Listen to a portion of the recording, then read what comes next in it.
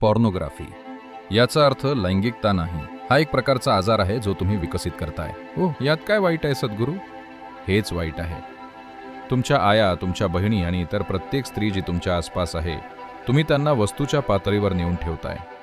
मी शेकडो लोकांना भेटलोय जे लहान वयात अशा गोष्टींमध्ये गेले आणि इतके विकृत बनले आणि त्यांच्या आसपासच्या लोकांशी अर्थपूर्ण संबंध ठेवण्याबाबत स्वतःच्या आतमध्ये कसा त्रास सहन करत आहेत। ते इतके विचित्र बनले की मला तुमच्यासमोर या गोष्टी सांगायचीही इच्छा नाही।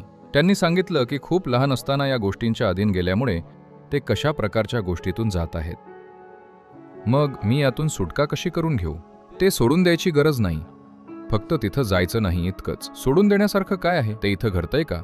नाही, ते माझ्या डोक्यात घडतंय। पहा, तुमचं डोकं असं आहे की तुम्ही त्यावर जे काही छापता तेच घडेल।